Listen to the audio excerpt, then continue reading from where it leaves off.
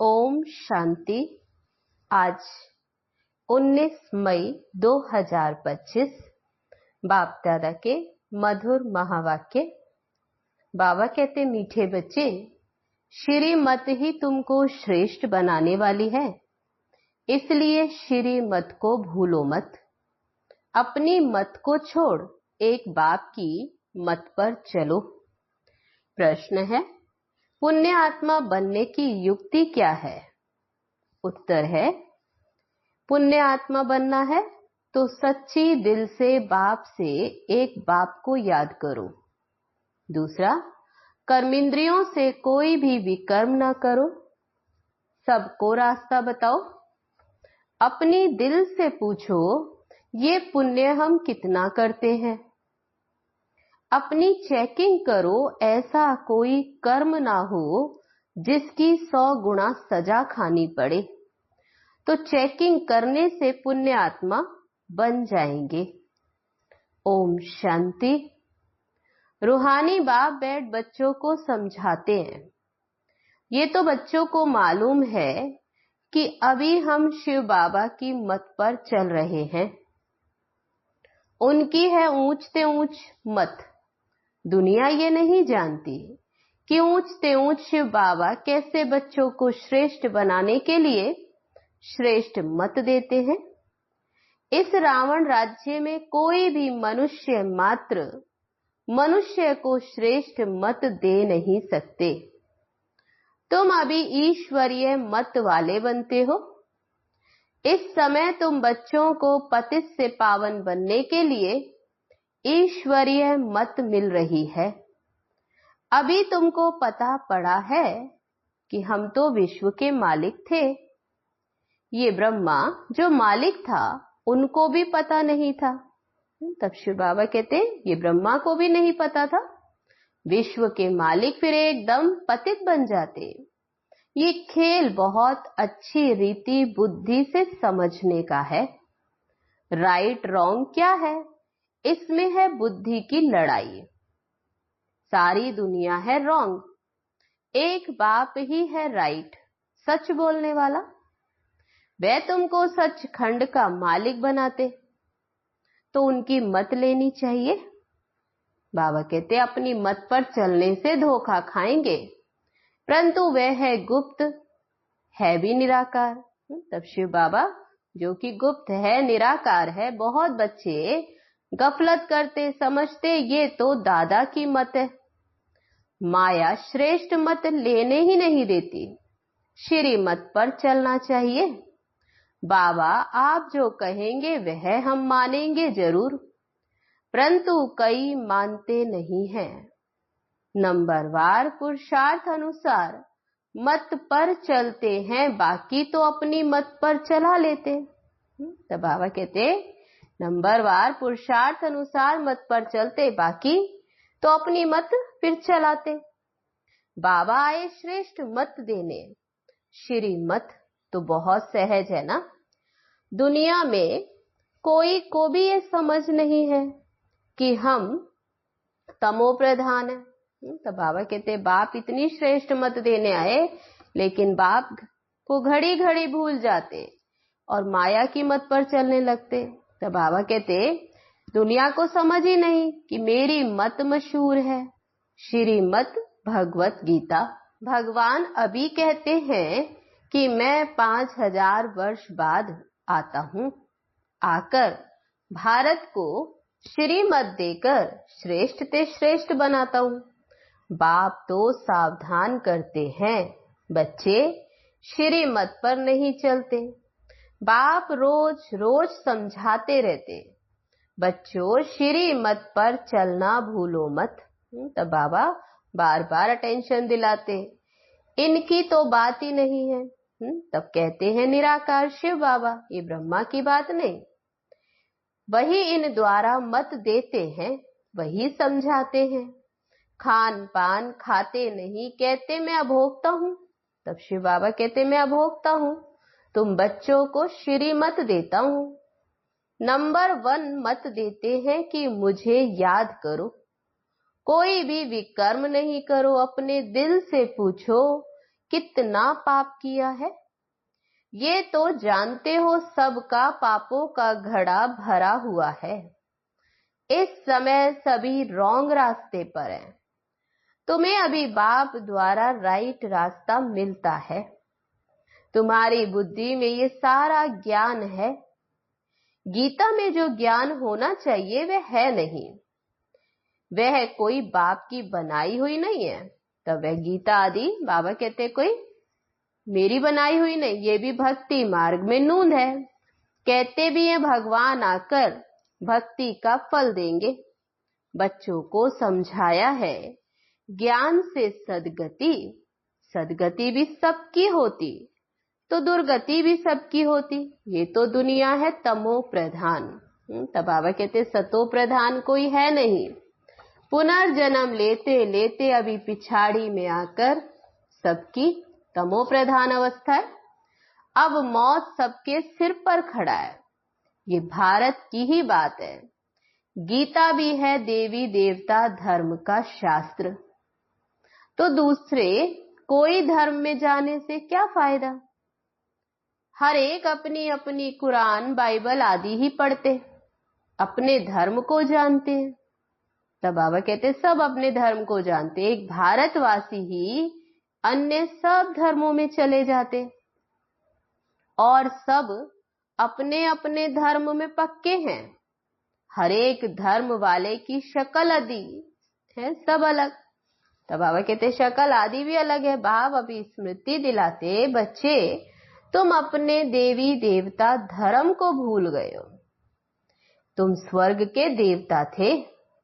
हम सो का अर्थ तब बाबा कहते अभी भारतवासियों को बाप ने सुनाया है। वह तो हम सो का अर्थ भी गलत लगाते। तब बाबा कहते बाप आकर तुम्हें यह अर्थ सुनाते हैं।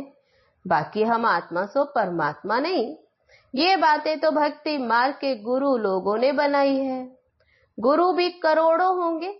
स्त्री को पति के लिए कहते कि ये तुम्हारा गुरु है, ईश्वर है, जबकि पति ही ईश्वर है।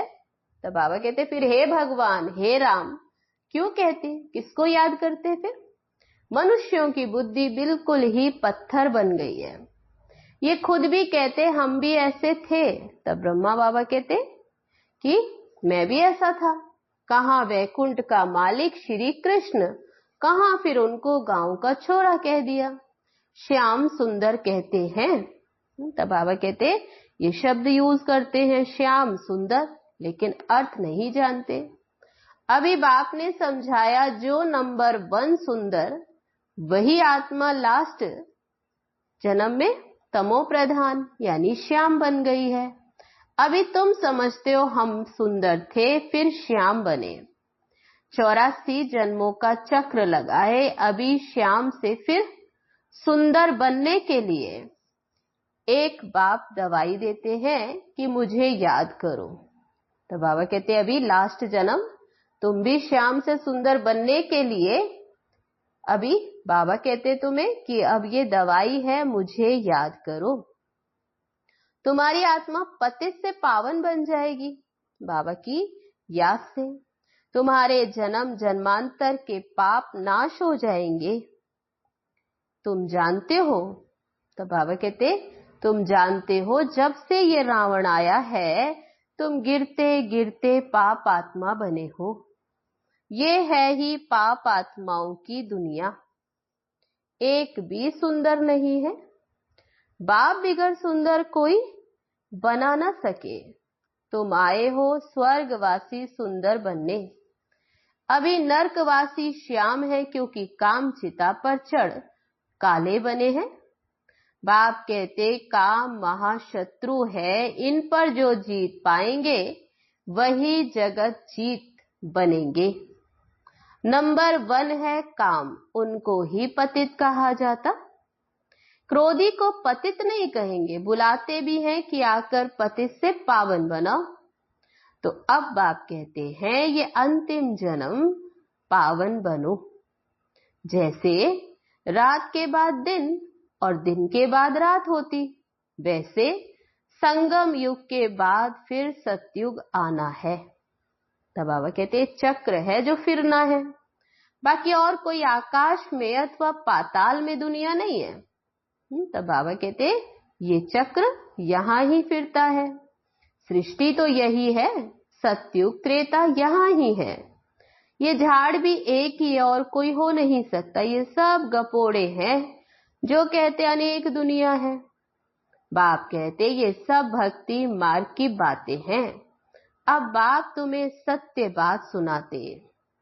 अब अपने अंदर देखो हम कहाँ तक श्रीमत पर चल सतो प्रधान अर्थात पुण्य आत्मा बन रहे हैं।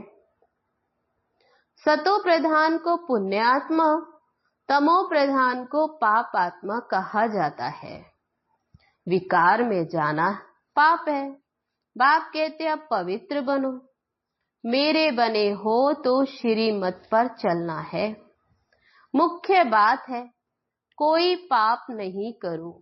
तब बाबा कहते नंबर 1 पाप है विकार में जाना। फिर और भी पाप बहुत होते, चोरी चकारी ठगी आदि बहुत करते। फिर बहुतों को गवर्नमेंट पकड़ती भी है। तब ऐसे अनेक पाप करते रहते, चोरी चकारी। तब बाबा कहते उन्हें फिर वह गवर्नमेंट पकड़ती। अब बाप बच्चों को कहते तुम अपने दिल से पूछो। तब बाबा टेंशन दिलाते कि अपने दिल से पूछो, हम कोई पाप तो नहीं करते।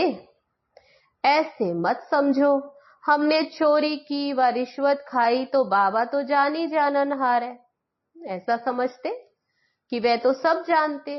बाबा कहते नहीं, जानी जाननहार का अर्थ कोई ये नहीं है। अच्छा, तो बाबा कहते कोई ने चोरी की, बाप जानेंगे फिर क्या? जो चोरी की उसका दंड तो 100 गुना हो ही जाएगा। बहुत बहुत सजा खाएंगे, फिर पद भी भ्रष्ट हो जाएगा। बाप समझाते ऐसे अगर काम करेंगे तो फिर दंड तो भोगना पड़ेगा। कोई ईश्वर का बच्चा बनकर फिर चोरी करता, शिव बाबा जिससे इतना वर्षा मिलता उनके भंडारे से चोरी करते, अब ये तो बहुत बड़ा पाप है। कोई कोई में चोरी की आदत होती है, उनको जेल बर्ड कहा जाता। ये है ईश्वर का घर। सब कुछ ईश्वर का है ना। ईश्वर के घर में आते हैं बाप से वर्षा लेने, परंतु कोई कोई की आदत हो जाती है, उसकी सजा फिर 100 गुना बन जाती। सजाएं भी बहुत मिलेंगी और फिर जन्म बाई जन्म डर्टी घर में जाए जन्म लेंगे, तो अपना ही फिर नुकसान किया ना। बाबा कहते ऐसे बहुत हैं जो याद में बिल्कुल भी नहीं रहते, सुनते कुछ नहीं, बुद्धि में चोरी आदि के ही ख्यालात चलते रहते। ऐसे बहुत सत्संग में जाते, चप्पल चोरी कर ले आते, जाते हैं सत्संग में और चोरी करते। तब बाबा कहते उनका धंधा ही ये रहता, जहां सत्संग होता वहां जाकर चप्पल चोरी करके आएंगे। ये दुनिया बिल्कुल डर्टी है। बाबा कहते ये है ईश्वर का घर। चोरी आदि की आदत तो बहुत खराब। कहा भी जाता कक का चोर सो लक का चोर, चाहे छोटी चोरी की या बड़ी। तब बाबा कहते अपने अंदर से पूछना चाहिए हम कितना पुण्य आत्मा बने हैं, कितना बाप को याद करते हैं, कितना हम स्वदर्शन चक्रधारी बनते हैं, कितना समय ईश्वरीय सर्विस में रहते हैं, कितने पाप कटते जा रहे हैं। तब बाबा कहते अपनी चेकिंग करनी है। अपना पोता मेल रोज देखो, कितना पुण्य किया, कितना योग में रहा, कितनों को रास्ता बताया।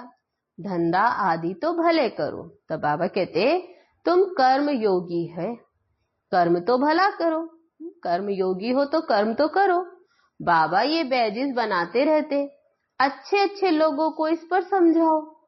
इस महाभारत लड़ाई द्वारा ही स्वर्ग के गेट्स खुल रहे हैं। श्री कृष्ण के चित्र में नीचे लिखत बड़ी फर्स्ट क्लास है, परंतु बच्चे अभी इतना विशाल बुद्धि नहीं हुए हैं। थोड़ा भी धन मिलता तो नाचने लग पड़ते, कोई को जास्ती धन होता तो समझते हमारे जैसा कोई नहीं होगा। जिन बच्चों को बाप की परवाह नहीं, उन्हें बाप जो इतना अविनाशी ज्ञान रत्नों का खजाना देते, उसकी भी कदर नहीं रहती। बाबा एक बात कहेगा, वह दूसरी बात कर लेते। परवाह न होने कारण बहुत पाप करते रहते, श्रीमत पर चलते नहीं, फिर गिर पड़ते। बाप कहेंगे ये भी ड्रामा, उनकी तकदीर में नहीं। बाबा तो जानते हैं बहुत पाप करते हैं। अगर निश्चय हो कि बाप हमको पढ़ाते तो फिर खुशी रहनी चाहिए। तुम जानते हो हम भविष्य नई दुनिया में प्रिंस प्रिंसेस बनेंगे, तो कितनी खुशी रहनी चाहिए।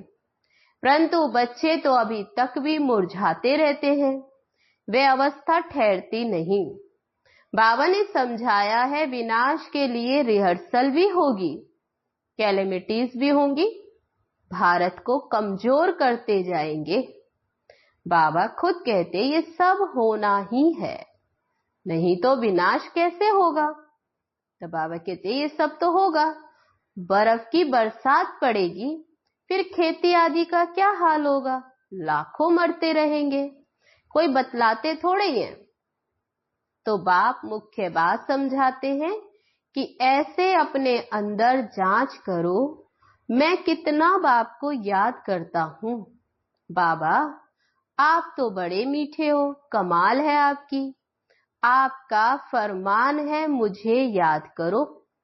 तो 21 जन्म के लिए कभी रोगी नहीं बनेंगे। अपने को आत्मा समझ बाप को याद करो, तो मैं गारंटी करता हूँ सन्मुख बाप तुमको कहते हैं, तुम फिर औरों को सुनाते हो। तो बाबा तुम्हें सुनाते, फिर बाबा कहते तुम्हारा काम है औरों को ये सुनाना। बाबा कहते मुझे याद करो, बहुत प्यार करो, याद करो, बहुत प्यार करो। तुमको कितना ये सहज रास्ता बताता हूँ पतित से पावन होने का। तब सहज रास्ता क्या बताते बाबा, मुझ बाप को याद करो, बहुत प्यार करो। कोई कहते हम तो बहुत पाप आत्मा हैं। अच्छा फिर ऐसे पाप नहीं करो, मुझे याद करते रहो, तो जन्म जन्मांतर के पाप हैं वे इस याद से भस्म होते जाएंगे। याद की ही मुख्य बात है, इनको कहा जाता सहज याद। योग अक्षर भी निकाल दो। सन्यासियों के हठ योग तो किस्म किस्म के हैं, अनेक प्रकार से सिखलाते। इस बाबा ने गुरु तो बहुत किए हैं, अभी बेहद का बाप कहते हैं इन सब को छोड़ो, इन सब का भी मुझे उद्धार करना है और कोई की ताकत नहीं जो ऐसे कह सके। बाप ने ही कहा है मैं इन साधुओं का भी उद्धार करता हूं, फिर ये गुरु कैसे बन सकते। तो मूल एक बात बाप समझाते, अपनी दिल से पूछो कि हम कोई पाप तो नहीं करते, किसको दुख तो नहीं देते, इसमें कोई तकलीफ नहीं है। अंदर जांच करनी चाहिए, सारे दिन में कितना पाप किया, कितना याद किया। याद से ही पाप भस्म होंगे, तो कोशिश करनी चाहिए। ये बहुत मेहनत का काम है। बाबा कहते ये ज्ञान देने वाला एक मैं ही हूं। तो बाबा कहते ज्ञान सागर एक बाप, बाप ही मुक्ति जीवन मुक्ति का रास्ता बतलाते हैं। अच्छा मीठे मीठे सिकी लदे बच्चों प्रति माता पिता बाप दादा का याद प्यार और गुड मॉर्निंग। रूहानी बाप की रूहानी बच्चों को नमस्ते। हम रूहानी बच्चों की रूहानी बाप दादा को नमस्ते नमस्ते। ओम शांति। अब है धारणा के लिए मुख्य सार। पहली पॉइंट, बाप जो अविनाशी ज्ञान रत्नों का खजाना देते हैं उसका कदर करना है। बेपरवाह बन पाप कर्म नहीं करने हैं। अगर निश्चय है कि भगवान हमको पढ़ाते हैं तो अपार खुशी में रहना है। दूसरी पॉइंट है, ईश्वर के घर में कभी चोरी आदि करने का ख्याल ना आए। ये आदत बहुत गंदी है। कहा भी जाता कख का चोर सो लख का चोर। अपने अंदर से पूछना है हम कितना पुण्य आत्मा बने हैं। वरदान है आज का, निर्बल, दिल शिकस्त, असमर्थ आत्मा को एक्स्ट्रा बल देने वाले रूहानी रहमदिल भव।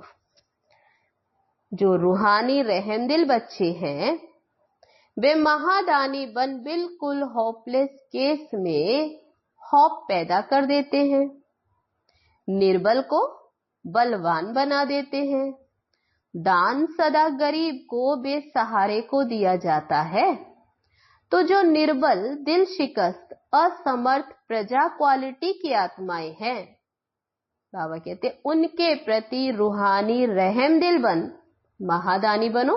आपस में एक दूसरे के प्रति महादानी नहीं, वह तो सहयोगी साथी हो, भाई भाई हो, हम शरीक पुरुषार्थी हो। सहयोग दो, दान नहीं। स्लोगन है आज का, सदा एक बाप के श्रेष्ठ संग में रहो तो और किसी के संग का रंग प्रभाव नहीं डाल सकता। अब है आज के लिए अव्यक्त इशारा। रूहानी रॉयल्टी और प्योरिटी की पर्सनैलिटी धारण करो।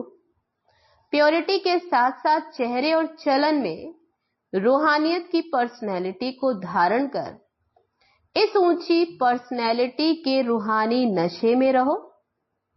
अपनी रूहानी पर्सनैलिटी को स्मृति में रख सदा प्रसन्न चित्त रहो तो सब प्रश्न समाप्त हो जाएंगे। अशांत और परेशान आत्माएं आपकी प्रसन्नता की नजर से प्रसन्न हो जाएंगी। अच्छा, ओम शांति।